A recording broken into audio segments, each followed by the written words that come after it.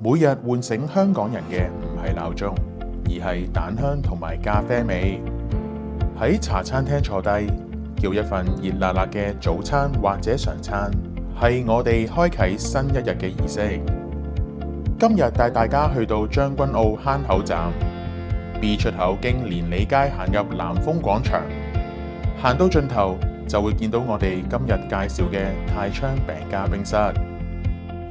由1954年創立至今，泰昌唔單止係一份烘焙嘅餅香，隨住時代嘅演變，今日我哋將呢一份對食物嘅堅持，將半世紀嘅傳統完美注入咗茶餐廳嘅靈魂之中。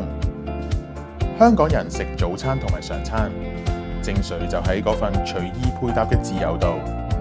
呢度嘅常餐主角係碗暖胃嘅湯粉麵、火腿通粉、沙爹牛肉麵或者雪菜肉絲米粉，仲有比較少見嘅叉燒湯意粉，同廚師推介嘅香煎牛脷麵。呢份熱力就係全日動力嘅來源。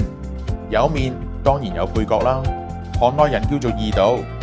最經典係火腿煎蛋配牛油多士，唔啱食唔緊要，仲可以揀野菌炒蛋、煎雙蛋、蒜蓉麵包或者鮮油丸包等等。除咗基本嘅選擇，嚟到泰昌當然唔少得王牌蛋撻，無論係酥皮、曲奇皮定係懷舊嘅雞批，全部都係呢度嘅招牌出品。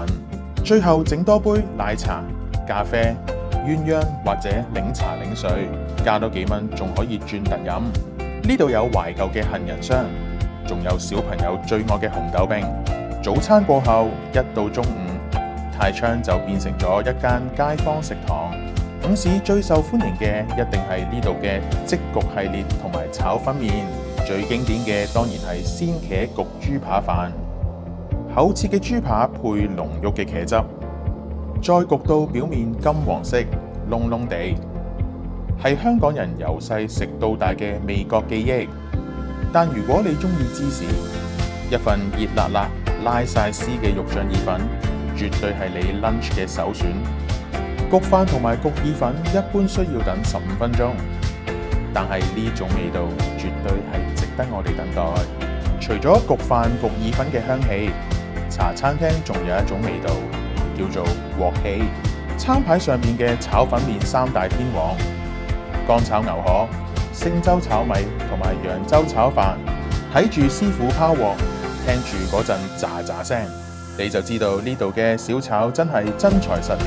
一碟靚嘅炒粉麵，咁樣就係最地道嘅口味。3點3下午茶係茶餐廳最放鬆嘅時間。除咗蛋撻，呢度嘅芝心西多士先係重點。